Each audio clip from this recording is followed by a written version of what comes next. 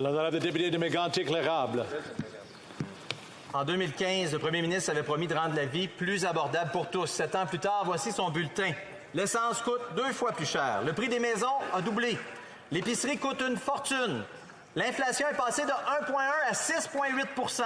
Et avec la taxe sur le carbone, Monsieur le Président, le gouvernement lui-même se sert allègrement dans les poches des Canadiens. Les faits parlent d'eux-mêmes. Sous les libéraux, de plus en plus de Canadiens n'arrivent pas à payer leurs factures, Monsieur le Président. Que va faire le premier ministre pour aider la classe moyenne et ceux qui payent de plus en plus cher pour continuer d'en faire partie? L'honorable vice-premier ministre. Monsieur le Président, nous comprenons, comme comprenons tous les Canadiens, que l'inflation est un phénomène mondial. Mais nous comprenons aussi que cela cause des difficultés aux familles canadiennes. Et c'est pourquoi notre gouvernement a agi. Notre budget comprend des mesures concrètes, comme des soins dentaires aux Canadiens, un paiement unique de 500 $ aux personnes qui ont des problèmes d'accessibilité au logement, la mise en place d'un crédit d'impôt pour la rénovation des maisons multigénérationnelles. Merci, Monsieur le Président. Bravo. L'honorable député de Mégantic-l'Érable.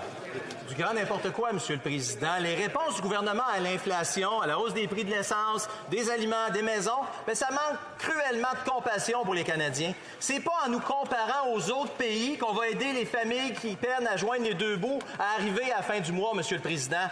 Le gouvernement, là, c'est un des plus grands bénéficiaires de l'inflation puisqu'il perçoit de plus en plus de taxes, Monsieur le Président, de la part des Canadiens. Au lieu de continuer de remplir ses coffres sur le dos du monde, est-ce que le premier ministre peut donner un peu de répit aux Canadiens et baisser les taxes?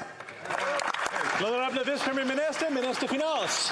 Monsieur le Président, nous n'avons aucune leçon à recevoir des conservateurs lorsqu'il s'agit d'aider les Canadiens les plus vulnérables.